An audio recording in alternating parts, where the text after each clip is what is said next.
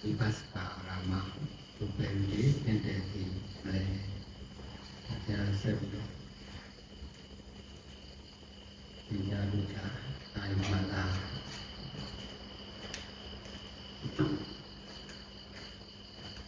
hôm nay là ngày thứ 6 khóa tu tại sư sư Sukasakarama ta sẽ tiếp tục bài pháp thoại. Yang dia tadi kemana dah tahu dia ini jauh le, ini sedio. Tidak bisa. Sedio ini adalah jam sama dewa nana nak kau ini mesti segala. Ya, baik itu dong. Dek sama muda biasa gurunnya ini. Kalau menjual dek terusi gurunnya jauh Ủa bài mình thì hôm qua em có giới thiệu sơ lược về cái thiền phân tích tứ đại, hôm nay chúng ta sẽ tiếp tục pháp thoại. Nhưng mà trước khi bài pháp thoại ra thì chúng ta nhau hướng đến âm đức Phật và để đất tự đại và thánh trước khi đến cái pháp.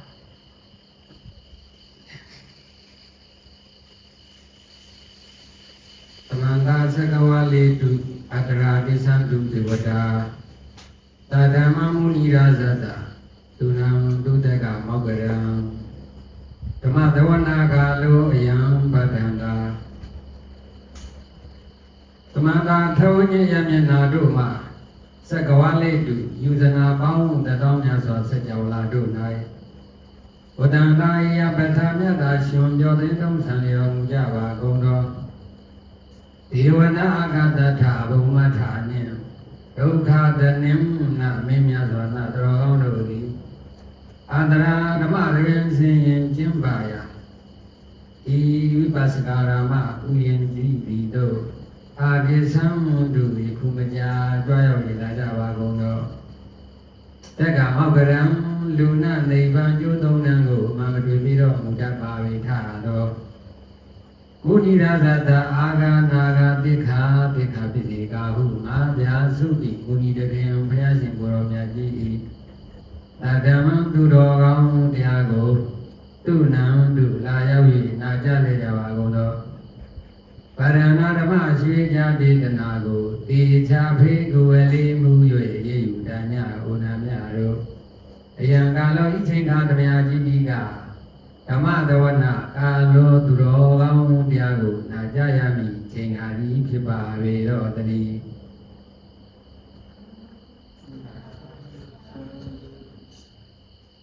Diwa Davadi Adi Sorati Mabadi Sandima Tana Dokadiyo Davadi Zai Davadi Yamano Adhanava Mahorate Bodho Davadi Dizada Ari so yang ni datang lin sang di yang apa pun sendiri mesti diwali cengkah kalah nekalian tapi tuan yang tahu somya nai mariroi tani Malaysia ku yudana cewung suadi yang apa pun sendiri mesti radai miudengin yang kalah nekalian tapi tuan yang tahu somya nai mariroi Kadiyo Yemi Tanim Suya Mim Shija Gono Pogorodi Tanda Domi Yautanda Ngawa Tanda Sim Thama Dalim Wami Yautanda Ngawa Wisim Thama Dalim Dabadi Kanya Dabe Dinero Wariroi Yamano Ado Kingwa Yamna Shija Gono Pogorodi Daino Adamarupasan Lakanupasan Guado Samdhyarivu Vandaya Chinga Kala Naikalim Dabati Kanya Dabeti Nero Wariroi Dhago Simzimam Ikan Abhindoga Buddha Duku Venire Tamana Buddha Vyasi Guromya Jidika Tavam Kakate Ahorate Niyo Nyinga Peka Masai Chinai Do Kala Rainai Dida Sabung no Nyang no Dhuro Phin ဗတိထက်အောင်ညီညာတကူဖြာလျက်ရောင်ဝါတောင်းကြွားပဲမမြအောင်ခံရတတ်ပဲသိနေတော်မူပါပြီတော့ဤတံထုနေမင်းနှင့်ဘသူလာမင်းနှင့်ဘသူလူမင်းနှင့်ဘသူအာသောကိဝါယနာရှင်မြတ်တွေနဲ့ဘသူတမူထူးကြခံရတတ်ပဲတော်မူသည့်တို့ဘုရားရှင်ကိုရောမြတ်ကြီးကိုမယံတရားဟောတရားနာပြုလုပ်ကြပါကုန်တော်ဘုရားတပည့်တော်တို့သည်120ခုနှစ်တွဲကိုကိုယ်အတင်ဟောကြဟံမိကောဘုရားသားတော်တပည့်တော်သည်ဝိနေဝန္နာမိဘုရားအာယုကျေးဇူးကုန်းကိုလွန်ထုံမြန်တို့တရားဖြိုး၍ခြေကိုပါ၏မြတ်စွာဘုရားဣတိနာပစ္စာဝိဇေနဤတို့ဟုတ်မှန်ထုံမြန်မိန်ကြဆိုအာသောတစ္ဆာတရားကြောင့်ဒီတုံမကံဝိဘုရားတရားလေးစားခိုင်းကြီးမနတိပြောင်းနေထောင်းဝန္ဒဝနာကြဝတာကြအကုန်တို့ဓမ္မပေါင်းတော်ကောင်းတို့အားဇယမင်္ဂလံမြို့တွန်းမြို့ပြင်ပေးအောင်ဆင်း၍ဇယမင်္ဂလံဥယျာဉ်တွင်ဥယျာဉ်ပြင်ပေးအောင်ဆင်း၍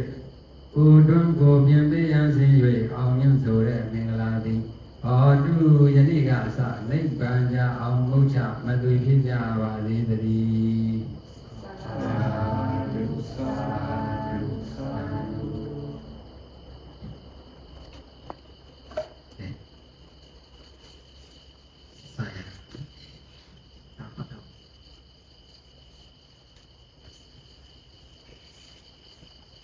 နေရာစက်ကလေးပါနော်နေရာလည်းပြောရတယ်ဒီကတော့ဒီလိုတတိနော်အောင်လေကြောင်းနေတာပြီးတော့လူတာပေါ့နိုင်ရတယ်ဒီတတိလည်းကြီးတာပညာဖို့ဒီနော်အဲဒီပညာပါတော့မဖြစ်နိုင်ဘူးလေတတိကင်းပြီးတော့ဒီနဲ့တတိကျင်းလို့ပြီးတော့ပညာမဖြစ်နိုင်ဘူးအဲဒီတော့ဉာဏ်ပဲဖြစ်ဖြစ်ကြားတာပဲဖြစ်ဖြစ်နော်ဒါအာယုမနဲ့များဘောတတိနဲ့ပါတော့ကြောင်းလဲဒီဆင်ညာဒါသူတရားဖြစ်တယ် qua cái pháp thoại đấy thì niệm của nó cái vấn đề chính đó chính là cái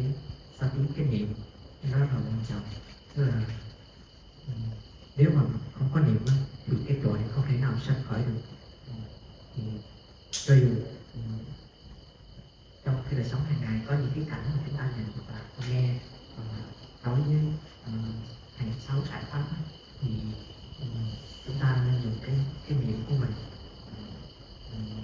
làm sao để cho nó không có bị khởi lên những cái phiền não thì khi mà cái niệm của mình nó an trú trên những cái đối tượng mà nó đúng đó, thì khi ấy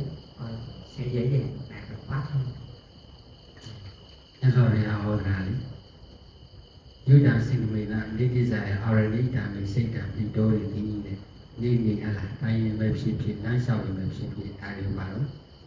người nào của nó cũng người sang chỉ phải ai đều nhớ tốt đi làm thì Đức Phật dạy trong lúc chúng ta đi kinh hành hay là trong lúc chúng ta ngồi thiền thì luôn giữ cái tâm của mình thanh lọc khỏi những cái 5 cái chuyện đấy. Thì bộ giá thay thì màu của nó giàu sinh ra là một để thao vào để mìnhรู้สัพพะตาเวพีพีเนาะสาราเวพีพีတောက်တာပဲဖြစ်ဖြစ်နေ့စဉ်နဲ့ညဒီခန္ဓာကိုယ်ကြီးဝါကတော့တွေးနေတယ်။မြတ်စွာဘုရားဘာသာထုတ်တယ်မှာဝန်ထုတ်ဝင်ပူနေတယ်နော်။အမြဲတမ်းဘာလို့လဲထမ်းပူနေတာ။ဥပဒမှာပြင်ပန်းလေ thì không phải là chỉ lúc mà chúng ta ngồi thiền chúng ta mới quán tưởng thì trong đời sống hàng ngày trong những cái quan nghi khác hoặc là trong lúc ví dụ như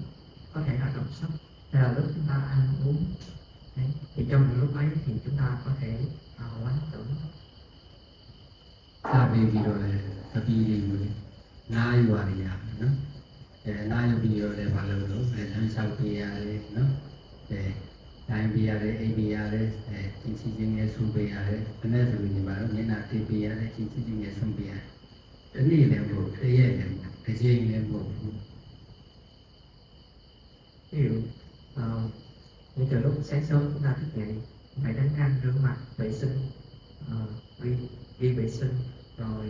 làm rất là nhiều cái việc đó thì những cái những công việc ấy mà không phải là chỉ trong một lúc mà nó mỗi ngày mỗi tháng và trong một thời gian dài như vậy. ဒါမျိုးလို့တန်ခါဆင်းရမလို့မချင်းပေါ့လွတ်အောင်မယုံနိုင်တယ်ပြီးတော့ဟာလားတဘဝလည်းပေါ့ဒီလိုပဲရှားချမ်းပြီးတော့လက်နဲ့ကျက်စားနေရဒီခန္ဓာကိုလူထမ်းနေရမှာနော်ဒီဘဝဒီထမ်းဒီဘဝကြတယ်ဗျာလူဖြစ်တော့ဒုက္ခနာထားနာဖြစ်တော့နတ်ခန္ဓာထားဖွေးဖြစ်ဖွေးခန္ဓာလည်းလိုပဲထားမှာနော်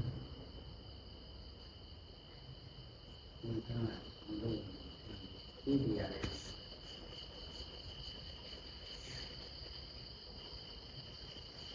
ဒီခန္ဓာဒီမှာလည်းဒီခန္ဓာဒီခန္ဓာ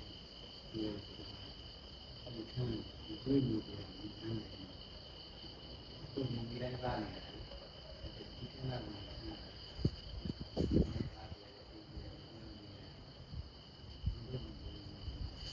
ဒီရဘလို့ giống như cái việc mà mỗi ngày chúng ta phải ăn uống ngủ nghỉ đấy thì những cái việc mà chúng ta phải làm như vậy đó khi mà ở trong kiếp sống con người hay là có những lúc mà kiếp sống ở những cái cảnh giới khác chẳng hạn thì nó cũng giống như một cái ví dụ một con bò nó bị cột vô vào một cái cổ xe đó thì nó không thể nào mà tách rời ra được thì nó cứ theo sau thì con bò đi trước thì nó cứ theo sau qua chúng ta theo sau chúng ta theo từ mỗi kiếp sống လူဖြစ်တော့ဒုက္ခနာလူဝင်ထားတာနော်။နာဖြစ်လည်းဒီတိုင်းနဲ့ထားမှာနော်။လက်ခံမထုလို့ကျွဲဖြစ်ပြနွားဖြစ်ပြီးအဲဒီလိုဒီမလွတ်မြောက်နိုင်လို့ရှင်ပါလို့မှာနော်။ဒီတိုင်းပဲပြင်မစင်းရနေအောင်။အဲကြတော့ဒါလူစင်းမြင်ရမှာ။စင်းမြင်တဲ့ဆိုတာတရားပဲ။ကောင်းတဲ့ဘက်ကလည်း ví dụ cho dù ở con người hay chư thiên hay là ở cảnh giới của súc sanh thì khi mà đạt được cái thân rồi thì nó giống như là chúng ta đang nhận lấy một cái giống như là một cái gánh nặng nó theo sau chúng ta thì nó là khi nào mà một chúng sanh chưa thể thoát khỏi luân hồi nữa thì nó bị khổ áp bức. အားကြောင့်လေးလိုဝန်ထမ်းရတယ်ဒီမှာတဏှာပဲနော်တဏှာကြောင့်လို့တဏှာလိုပါတော့သမုဒိယကြောင့်ဒုက္ခဖြစ်တာသမုဒိယသစ္စာနော်ဒီသမုဒိယလူချင်းမှုတဏှာကြောင့်ဟုတ်လားဘဝတွေမလွတ်နိုင်တဘဝပြီးသွားပါတော့ရတယ်အဲဒါသမုဒိယသစ္စာပယ်နိုင်မှလည်းဒုက္ခနဲ့တဏှာလိုပါတော့ချုပ်ငြိမ်းပါ Cái điều này chúng ta cần phải quan sát bởi vì vì sao mà chúng ta giống như là mình mang gánh nặng bởi vì sao bởi vì tham ái nó là một cái sanh giá sát cha tức là nó là tập chế còn chừng nào mà chúng ta chưa loại bỏ chưa trọn trừ được nó thì khổ sẽ sanh ra. အဲဒါဥရိယသစ္စာပယ်လို့ဒုက္ခသစ္စာဥရိယသစ္စာပယ်မှာဒုက္ခချုပ်ငြိမ်းတာဒါဥရိယဒုက္ခကိုချုပ်ငြိမ်းရဆိုတာကမှနိဗ္ဗာန်ပဲနိရောဓသစ္စာအဲ့ဒါကိုဘာနဲ့သွားလို့မက္ကသစ္စာလဲမက္ကိရှိပါဠာနဲ့သွား thì chừng nào cái tập tế cái tham ái chưa được chấm dứt hoàn toàn thì khổ sẽ sanh hoài và muốn được chấm dứt cái tham ái này đó chính là cái nirvana sát na của là cái gì cái nó là niết bàn thì muốn đạt được niết bàn thì có con đường để tu tập để mà chứng đắc niết bàn đó chính là con đường bát thánh đạo. ဒါမှလည်းအမှန်မြင်တော့ဆွဲလန်းနေကြတာလေအမှန်မသိတော့အမှန်မမြင်တော့ Nếu mà chúng ta không thấy được sự thật thì chúng ta nắm bắt một cách sai trái. ဒါကြောင့်ဒီတရားတွေကိုဘာလို့သိတာစီပူပြီးတော့ဒါကျင့်ကြံကြဖို့အထုကြ Cho nên sau khi chúng ta học hỏi tìm hiểu về giáo pháp thì chúng ta nên thực hành. အဲကြောင့်ပြောနေတာကမတရားသင်ခဲ့တာတကယ်ကောင်းတယ်နော်ဒီစရာစဉ်းစားကြည့်မယ်ဆိုလို့ရှိရင်ဒီကိုယ့်ရဲ့အားနဲ့စက္ကုဒါရနဲ့မျက်စိစက္ကုဒါရလည်းမမြင်ဘူးနော်ဘုရားကရူပယုံလည်းမမြင်ဘူးသူတို့ကြောင့်ပါလို့ဒီသူတို့တိုက်ဆိုင်လို့ပါလို့စက္ကုအာယုစက္ကုရူပယုံကြောင့်ပါစက္ကုဝိညာဉ်ဖြစ်တယ်စက္ကုဒါရဆိုတယ်စက္ကုဝိညာဉ်ဖြစ်တယ်သူတို့နှစ်ခုကမမြင်ဘူးကြောင့်ဖြစ်တယ်စက္ကုဝိညာဉ်နဲ့မမြင်ဘူးပဲနော်ခါတာမမြဲဘူးဒိဋ္ဌိနဲ့ခါတော့စက္ကုသာရူပိစ ပုပ္ပိလတိစက္ခုဝိညာဏနော်သိဏတိကတိဖတ်တော်ဒါရီကမမြဲဘူးခန္ဓာကိုယ်ဝေဒနာတွေမမြဲဘူးပြောချင်တာတော့အားလုံးပါမမြဲတဲ့သဘောတရားတွေပဲမြင်မြင်တရားအကြာကြာတဲ့မြတ်နာနာတဲ့မြတ်နော်ဒါတွေ့ရှိတဲ့မြတ်တို့တရားကခံစားတဲ့မြတ်စိတ်တွေကြံတာရပါလို့မမြဲတဲ့တရားတွေပဲအမြဲတမ်းကတတိနဲ့ကပ်ပြီးအစဉ်ကြီးနေတာတရားဖြစ်တာ Ngày hôm qua vậy chúng ta học pháp như vậy là chúng ta nên có một cái sự quan sát là ví dụ ở cái nhãn căn thì do cái nhãn tình sắc khi mà gặp cảnh thì cái nhận thức sanh khởi lên thì đối với những cái căn còn lại thì khi mà cho dù chúng ta thấy nghe hay nếm hay ngửi xúc chạm ý suy nghĩ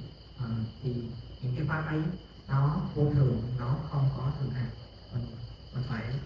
thường xuyên dùng cái nhìn của mình suy tư về những cái điều ấy thì cái ấy pháp sẽ khởi lên. Hay rồi. Tại vì tất cả mình thằng là mình đi gặp vô về nên rồi là cũng là sao làm bích khủy nó bích khủy nhưng mà mình vào cái giá tra chỉ giá tra phần Atudo Pisawagati. Ati Madani Kai, Patawi Dadu, Abo Dadu, Tido Dadu. Hôm nay chúng ta bắt đầu với cái bài kinh ở trong cái đại niệm xứ về cái phần qua phân tích thế này. Lại nữa, ngay các tỳ khưu, vị tỳ khưu quan sát chính thân này như đúng trạng thái của nó, đúng như sự sắp đặt của nó theo phương diện của các đại rồi. Trong thân này có địa đại, thủy đại, hỏa đại và phong đại. Ví như này các tỳ khưu mà nhớ sao vậy à? Bạn nói là yêu con mà lắm, thì yêu con này đi ra, thủy ra thì abo ra thì đi đô ra, qua vô ra thì nó ta đi về xí, yêu con mà đi về đấy, ta đi đấy mà nó suy suy gì nhau lần được. Thì trong cái thân này thì nó chỉ có nhiêu đó, đó là những cái yếu tố của tứ đại, đó là đất, nước, lửa và gió thì nó chỉ có nhiêu đó thôi. Tức là chúng ta khi mà quan sát thì căn cứ trên 4 cái đại. Ta loa đi suy nghĩ nha.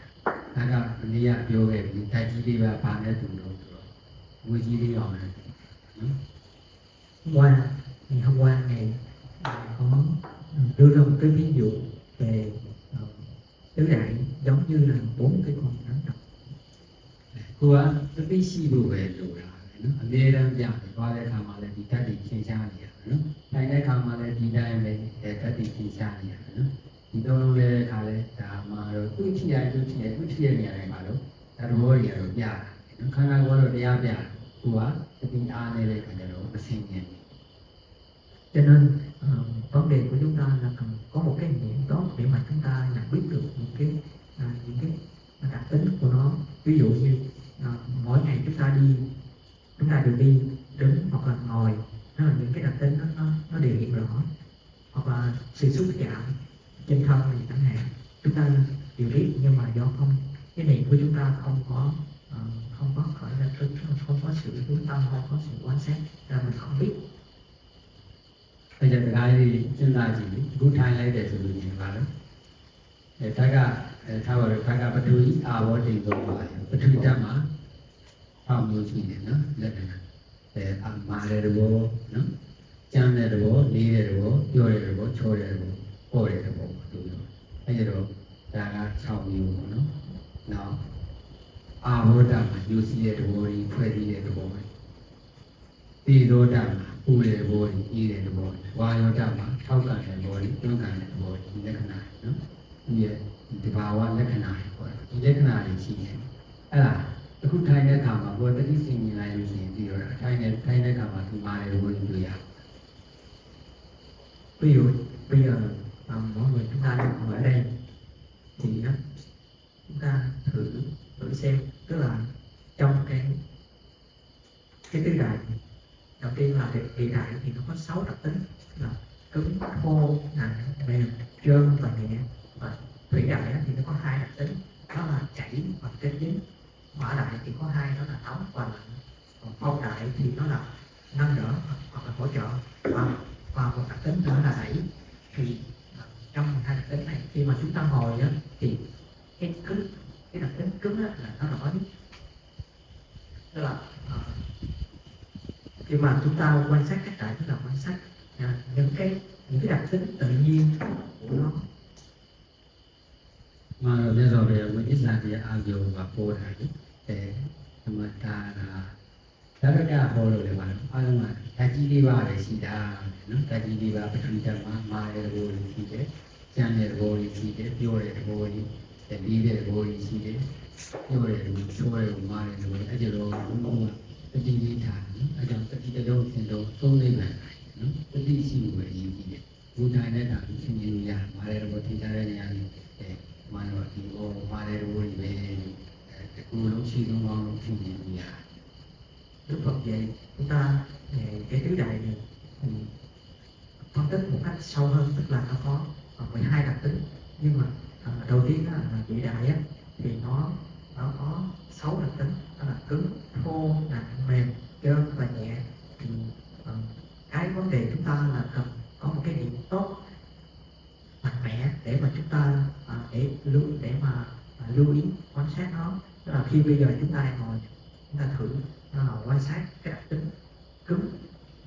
thì khi mà ở một cái chỗ nào đó mình quan sát nó rõ rồi thì mình có thể di chuyển từ từ cho đến toàn thân. bây giờ mình rồi cái bộ nó này à nó tao là chui ta Paris đấy chui ta để cái này lui à này Rồi thì hỏi cái đặc tính cái đại á, cái đặc tính tự nhiên của nó. Nhưng mà giới thiệu sơ như vậy các vị có hiểu không? để tôi để vào là cái nào cái điều gì đó Điều kiện đại nó đặc tính tự nhiên nó có bao nhiêu cái yếu tố? anh là giải quyết được cái gì đó qua tao rồi nhất sau bây giờ rồi nó đi vào kia đi ta có đủ sinh nhiên về đủ chi thì tao rồi mà mua đồ sinh nhiên về đủ mà mua thiên xa đấy thì sao bị rồi phải đó chỉ dùng vào rồi mà để rồi để biểu của chúng ta về nó bên nhà mình chỉ ta rồi Ví dụ đối với cái đặc tính cứng thì ở cái chỗ nào mà nó rõ, đặc tính cứng nó rõ ràng nhất thì khi đấy chúng ta quan sát ở chỗ ấy. Đến khi mà chúng ta nhận biết nó được một cách tốt rồi thì khi ấy chúng ta mới di chuyển nó sang những thành phần khác và cho đến toàn thân.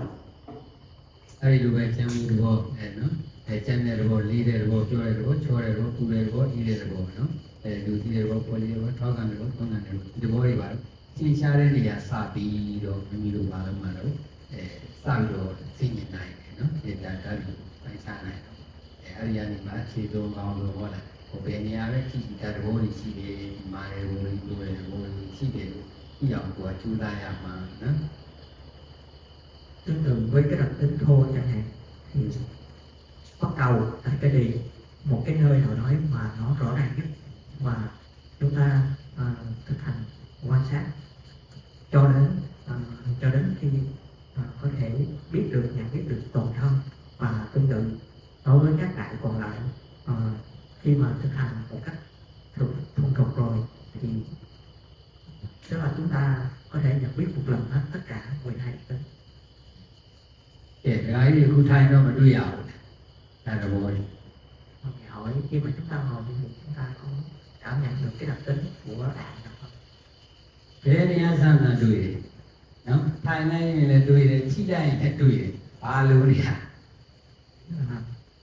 Cho dù ngồi hay đứng hay là chạm xúc chạm bất kỳ những hành động nào chúng ta đều có thể cảm nhận. để ba lô đi là có lẽ là đuôi ba lô cái gì vậy đủ là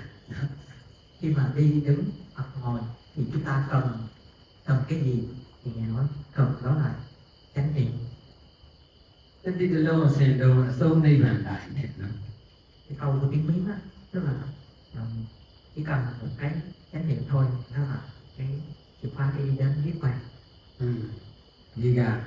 tất nhiên sao hòa hằng ta bà đi càng hòa mi tất nhiên lô kỳ yo lô bốc ra yo lô tất nhiên yêu nam ai gì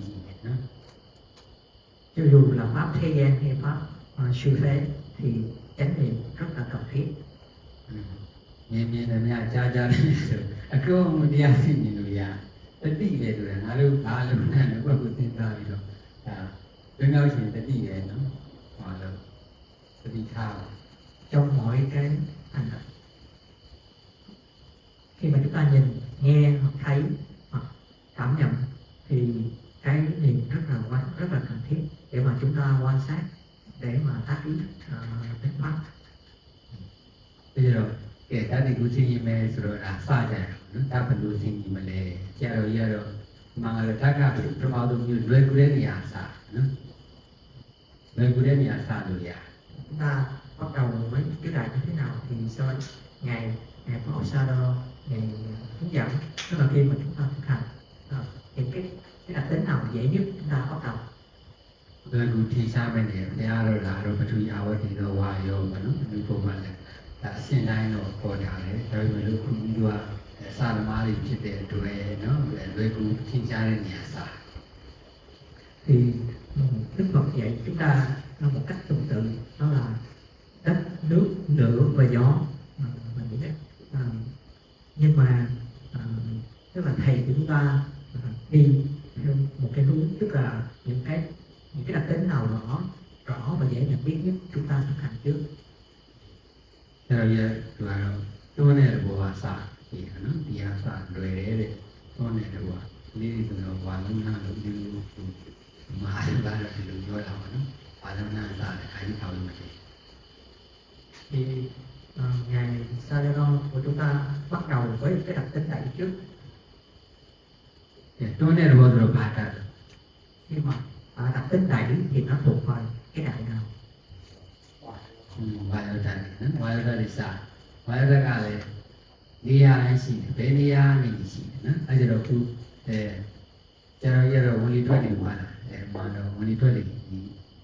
အာယုံပြုပြီးတော့ဘယ်လိုလုပ်မလဲဆိုလို့ရှိရင်ဒီပေါ့တဲ့ဥပမာလည်းဘာဝနာစိတ်ကိုစိုက်တာနော်ဝင်လီထွက်နေလို့တဲ့ဘာဝနာစိတ်ကိုပါဥပမာ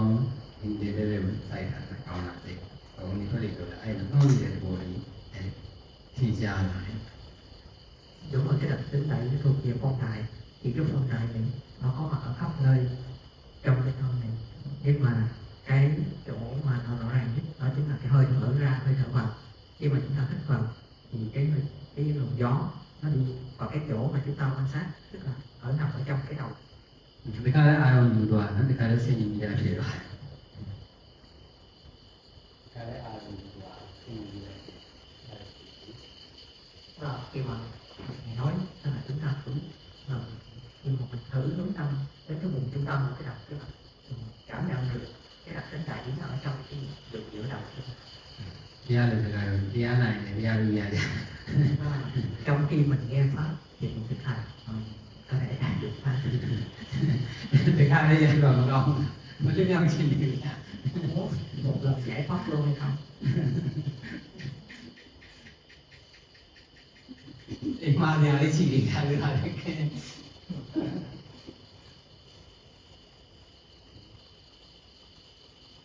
အဲ့ကြပါတော့ကိုကပါတော့လေဥကောင်းလေလေမှာဘာဝနာစိတ်ကိုစိုက်ထားပြီးတော့ဝင်ထွက်နေရတာဝန်တက်နေထွက်တဲ့နေရှူရှိုက်လိုက်ပါနော်အဲ့ရတော့ဒီနေရာမှာတွန်းနေတဲ့သဘောလေးကိုဒါသင်ကြားလာတယ် Khi mà chúng ta hít vào thở ra thì cái vùng giữa cái đầu này,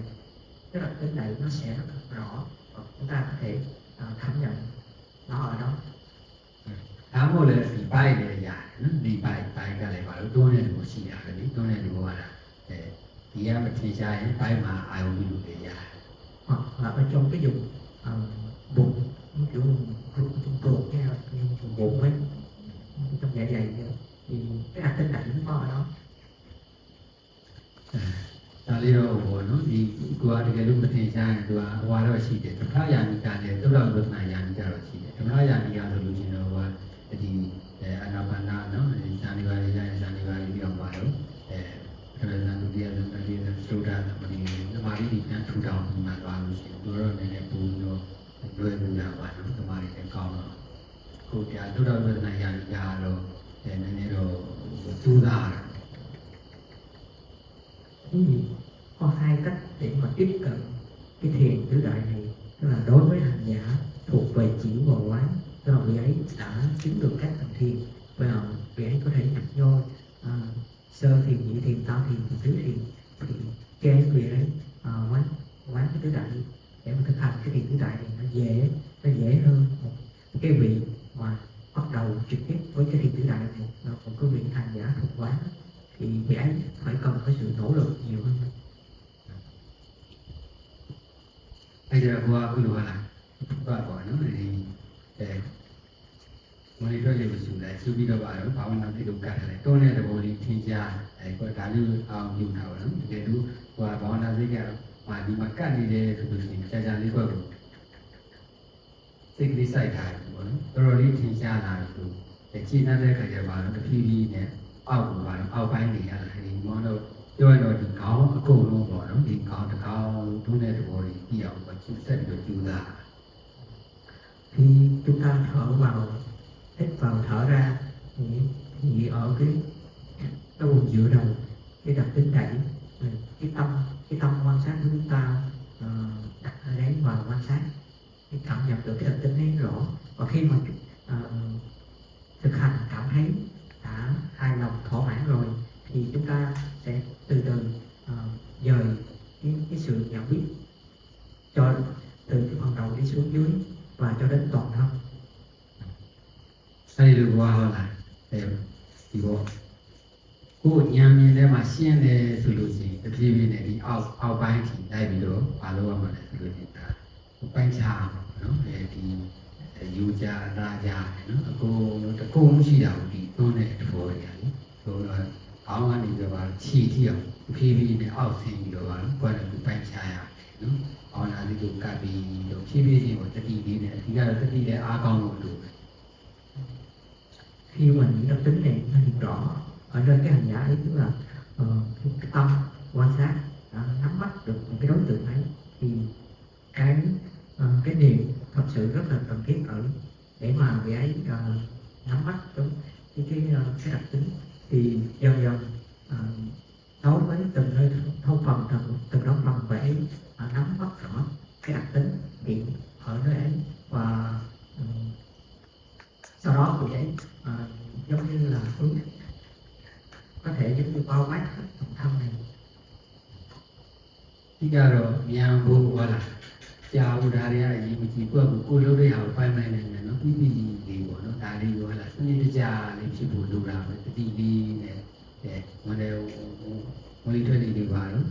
ရှူဆိုင်တယ်အမြဲရှူဆိုင်တယ်ကိုကပါတော့ဒီအဲ့တော့ဥကောင်းဘာဝနာဒီကတ်ထားပြီးတော့နှောနဲ့တဘောလူဒီချက်ချလေးပါတော့ကိုသိမှအောင်ယူထားနော်ပြီးနဲ့ချင်းချပြီးတော့ပါတော့မှာနော်အဲ့ပေါ်မှာဘာဝနာလေးပေါ်မှာကတ်လေးတော်တော်ကြာဘူးဟလာရှင်းတဲ့ဖြည်းဖြည်းနဲ့အောက်ပါလာအောက်ပိုင်းလေးဖြည်းဖြည်းနဲ့ရှင်းလုံးပေါင်းလို့ဟလာဖြည်းဖြည်းချင်းတတိလေးနဲ့ပေါ့နော်ဒါမျိုးလေးကိုပါတော့ဆင်းရင်းပေးညာ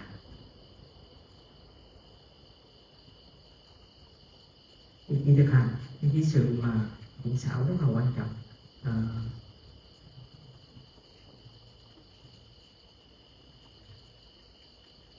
ရဲနဲ့ဝင်ထွက်လာမယ်နော်ဝင်ထွက်ကိုကဘာဝနာလေးကိုကတ်တာနော်ကတ်ထားပြီးကြာလေးကတ်နိုင်ပြီဟုတ်လားတွန်းတဲ့ဘောလေးထင်းရှားပြီးဆိုလို့ဒီဘာလို့မလို့တဖြည်းဖြည်းနဲ့နော်အောက်ဘက်ဒီဟုတ်လားတကူလုံးပေါ့နော်တကောင်လုံးအောက်တဖြည်းဖြည်းအောက်ဆင်းနေခြေပြားဒီဘယ်နေရာနေဒီတွန်းတဲ့ဘောလေးနဲ့ရှိနော် Khi mà chúng ta hít vào thở ra thì cái đặc tính này thì nó hiện rõ ở cái vùng giữa của đầu, thì cái tâm bhavana đó là cái tâm mà chúng ta phải để mà quan sát đó, thì chúng ta quan sát đặc tính ấy, khi mà nó rõ rất là rõ và thỏa mãn rồi, chúng ta chỉ tiếp tục quan sát lại những cái thân phần ở phía dưới, từ từ cho đến phần tới hướng tới phần chân và ngược lại, là chúng ta làm từ trên đến dưới và từ dưới lên trên, nó từng chậm rãi. အဲ့ဒါအရိယာမထေရလည်းပါခုနပြောတဲ့ပိုင်းနော်တွန်းတဲ့သဘောရှိတယ်ထွက်လေသွားလို့တဲ့ဘိုက်ကပါတော့တင်းတော့ဒါလေးကအမြဲတမ်းတွန်းနေတဲ့သဘောရှိတယ်တွန်းတဲ့သဘောဒါလေးကိုဖြည်းဖြည်းနဲ့ခြေတွန်းကောင်းလို့ပေါ့နော်ဒီကောင်းကနေ ခြေဝိုးတော့ပြီးပြီးချင်းတတိလေးနဲ့ပေါ့နော်အာယုံမှာတော့ညံတဲ့တုံးကိုအပိုင်းချနေရအဲ့ဒီဘော thì hoặc là chúng ta có thể quan sát ở cái vùng bụng, tức là cái vùng bụng khi mà nó đẩy lên này nó hơi căng đấy, chúng ta quan sát cái đặc tính đẩy ở đấy, và khi mà nó nắm bắt được cái đặc tính ấy một cách rõ ràng và thỏa mãn rồi thì từ cái phần bộ máy chúng ta tiếp tục quan sát cái phần những trong phần ở phần phía dưới và phần phía từ phía bụng đi lên trên đầu, là chúng ta quan sát cả dưới lên trên, và đến khi nào chúng ta có thể thấy nó cái đặc tính đẩy này ở tổng thân. အဲ့လိုကတကယ်လို့လည်းနော်အဲ့တတိယလည်းအားကောင်းလာလို့ရှိရင်တွန်းတဲ့လူကအာယုံနှံ့ပြလိုက်တဲ့အခါကြီးကြည့်နေတယ်ပါလို့ဒါကြီးအကုန်ထင်ရှားတကူလုံးတွန်းတဲ့လူကိုသိနိုင်နော် Khi mà cái chánh niệm của chúng ta nó rất là tốt thì khi mà chúng ta quan sát cái đặc tính đẩy này một lần là chúng ta thấy rõ là nó ở khắp toàn thân. ဘယ်နေရာနေဟုတ်လားဒီတွန်းတဲ့လူကိုရှိနေ Thì ở bất kỳ phần nào cái đặc tính đẩy nó đều xuất hiện đấy. အဲ့တွန်းတဲ့လူကိုပြီးလို့ရှိရင်ကိုချိနေတယ်ဟုတ်လားပိုင်းခြားလို့ချိနေတယ်ဒီဘာလို့မှဆိုရင်မာတဲ့လူဘောတော့နော်မာတဲ့လူဘောကလည်းမာတဲ့လူကထိုင်နေတာလည်းသိတာပဲထိုင်နေတဲ့တွေပဲဒါသူ့အောက်မှာဆိုတာထိုင်နေနေအောင်သူ့ချိတဲ့နေရာတွေတော့မာတာပဲကျုပ်အဲ့မာတဲ့နေရာထိထားတဲ့နေရာတွေဘာလို့တဖြည်းဖြည်းနဲ့ဟုတ်လားခြေလုံးကောင်းလို့ပေါ့နော်အထက်အောက်ပြန်နေတာလည်းသူကပိုင်းခြားနေ Thì khi mà đã thỏa mãn với cái đặc tính đẩy rồi thì chúng ta có thể chuyển sang một cái đặc tính khác, đó là đặc tính cứng. Thì cứng bây giờ ví dụ như chúng ta đang ngồi đi là do cái sự xúc chạm dưới cái mặt nền, chúng ta cảm giác cái sự cứng đấy, mình quan sát cái đặc tính cứng ở đó, và khi mà đã nắm bắt được cái đặc tính ấy rồi thì chúng ta nên dời sang tới những thân phần khác và bắt đầu từ trên cho đến phần trên cho đến dưới, tức là từ đỉnh đầu cho đến chân, và từ chân lên tới đỉnh đầu, và làm như vậy cho đến khi nào bất kỳ chỗ nào mình cũng thấy được cái đặc tính cứng, cho nên cái chánh niệm luôn thật sự rất là cần thiết. giờ tình quan ở trong và lúc qua thế đoán nó họ vào mà cái chuyện này nó mai rồi thì cha là ở đâu mà khi này mà để chi luôn vào luôn nó để con thì đi để vào để chi luôn nhau nhà đủ bánh xa xin nhau Thì ngày qua ông Sadano là hướng dẫn bằng cách là cái răng chúng ta cắn lại, khi mà cắn lại như vậy chúng ta sẽ cảm nhận được cái đặc tính cứng. Thì sau đó cũng như những cái cách làm cũng trước, tức là chúng ta quan sát từ trên đầu đi xuống tận dưới chân, và từ chân lên là trên đầu. à mong đó và lúc thiên xa là rồi là có làm quay video vào đó nó ngồi ngồi nhé để vào đây được ngồi đi nhắm video để anh lớn còn nhắm video quay xin Chúng ta nên nêu vị trí để mình nắm bắt ở từng thành phần một cách rõ ràng như vậy, và khi mà đã xong đặc tính thứ hai rồi thì chúng ta nên bắt đầu khi mà quan sát một lần hai đặc tính, ngay cả cái đặc tính ban đầu tức là đẩy và cứng, hai cái đặc tính. Aku iya boleh malu mana, dia orang yang tua ni boleh dia nasi, dia nak dulu di mana, jadi kan tadi le, kan dulu baru, mana ada boleh, mana ada boleh dari dulu sih, no, kan ada. Thì những cái đặc tính này nó có ở khắp trong 4 cái quan niệm của chúng ta, khi mà chúng ta đi đứng nằm ngồi nó đều có, nhưng mà cái chúng ta cần thiết ở đây đó chính là cái niệm, để mà chúng ta có sự lưu ý, có sự quan sát. Thì bây giờ chân này bộ và thiên cha cái lúc mà thiên cha lúc gì thì chân này bộ là chân đi đâu vào đó, ta đi đâu bay cha này, lúc bay cha mà lên rồi gì, thì bộ khu vực thà là khu xa, nó phải thao đồ, cái mình quy là bao một bộ chỉ chân nào nó thì chân này bộ khu thì là ao về, thì lúc khi thà này chân nào thì chân này bộ thì phải lo mà nó có bộ chỉ, bộ chân này bộ thì quy là đá hồ để toa đi bộ nó. Doa lu cari dia thu di mana, cari berbagai thu di mana. Kalau dia ada lu ada jangan ada buat lu dia ni. Thì có vậy cái đặc tính thô thì thô ngay cả những cái quay nghiêm chúng ta khi mà đi đứng cũng có, nhưng mà nó không, chúng ta không có dễ dàng nó mất. Nhưng mà đây chúng ta thử giống như dùng tay chà sát lên cái quần áo của mình đấy, thì cái đặc tính khô thì cảm nhận nó cởi mở. Hoặc là lúc mà chúng ta ngồi ở trên cái nền thì chúng ta sẽ cảm giác được cái thô, cái gì nó đó. Hoặc là ngày Sayadaw dạy rằng tức là dùng cái răng, dùng cái lưỡi của chúng ta chạm vào cái răng để mà chúng ta cảm nhận cái đặc tính khô ấy. Đây là bảo là thì sao mà xa lên nó mới được đủ gì này, anh lúc mà thì xa này thằng có mấy thằng cũng như đồ có một gì, có này để chén lên ngồi này, thì xa là, để anh em để đi để mà nó chén lên ngồi qua cái nhà này nó, để tôi đi ao cao mà mình nhăn lên thôi này của nó bên nhà này là gì? Những cái cách đó mà chúng ta vẫn chưa nắm bắt được cái tính thô thì có một cách rất là dễ, tức là những cái tay đó là sờ lên cái đầu của mấy cái vị sư cạo tóc đó. Thì nó rất là thô. Thì tức là cái chính ở đây tức là chúng ta dùng trí để mà phân tích và được cái nghiệm để mà luôn để mà quan sát. Thì khi xa lên thì nhà này người bà lâu mà thì cô nhà này đâu bị tất đi này khi đi gì bà lâu để chia vào nó mà là đi mà rồi xin những tay cha này làm tất đi là rồi. Thì khi mà đã cảm nhận được ở một vị trí mà cái đặc tính nó hiện rõ ra thì tức là giải để dùng cái trí của mình và kết hợp với cái niệm để mà nắm bắt được, và sau đó dần dần phát triển đến những cái tâm phần khác, cũng giống như cách trước là phát triển cho đến toàn thân. Cái gì để chỉ là để từ những bà lúc để nào được cả loa gì bà rồi đi để rồi đi du đi qua thay ra là đi nào khả năng cũng như đi đây thảo rồi mà ta bố đi tụi bên này rồi chỗ. Thì khi mà đã thông bản rồi chúng ta có thể tiếp tục sang một cái đặc tính khác, đó là nặng. Thì cái thân này của chúng ta rất là nặng, đó là nặng. Nên là gì bộ tác gì này nhà đâu rồi bia cũng vô được của nó thì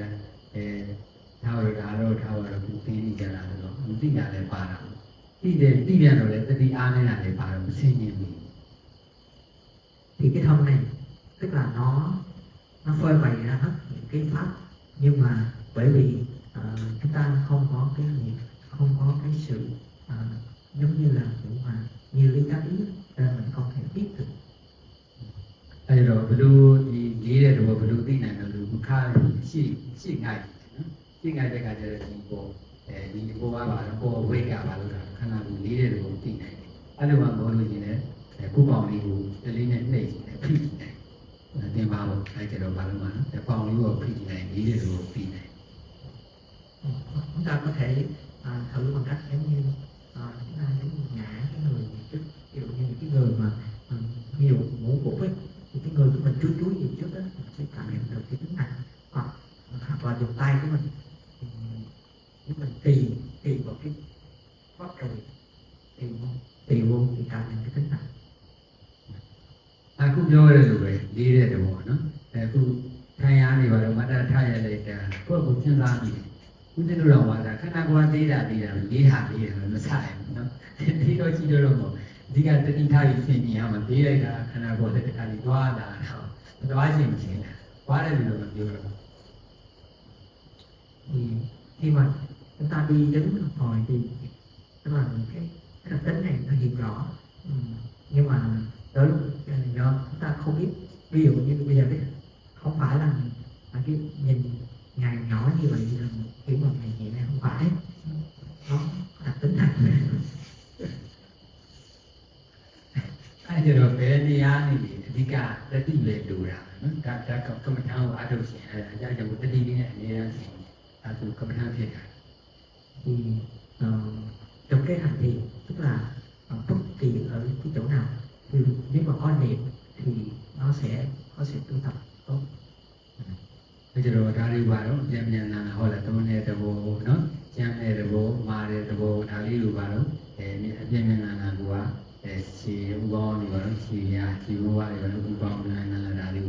ဆင်ញင်းနေရ khi mà đã hoàn thành được một cái đại thì chúng ta nên kết hợp quan sát cho là những cái đại mà chúng ta đã thực hành qua, tức là bắt đầu từ đặc tính đẩy và cho đến cái đặc tính nặng, và cũng quan sát từ đầu cho đến chân. နောက်ပြောရတယ်ပေါ့နော်ပြောရတယ်လို့စာလေးနဲ့နှုတ်ခမ်းထိုးကြည့် Bây giờ cái đặc tính mềm thì giống như chúng ta thử những cái lưỡi chạm vào cái môi. နှုတ်ခမ်းထိုးကြည့်အတော့နှုတ်ခမ်းလေးထိုးကြည့်ဒါပြောရတယ်လို့သိချတာ Tức là khi mà chúng ta dùng lưỡi chạm vào môi thì chúng ta sẽ cảm nhận được cái đặc tính nó rõ. စိတ်ကိုအေးအေးဆေးဆေးနဲ့ထားပြီးဉာဏ်ကိုတုတ်ပြရနော်ဉာဏ်လည်းသူဉာဏ်လေးတုတ်တဲ့အခါကျအကုန်လုံးတော့စိတ်ကအော်ဒါလေးချုံကြည့်နောက်ပိုင်းကျချုံကြည့်ကြည့်တယ် Tức là chúng ta để cho tâm mình một cách nhẹ nhàng thư thái và dùng trí để mà quan sát, thì khi mà cái mình đã thuần thục rồi thì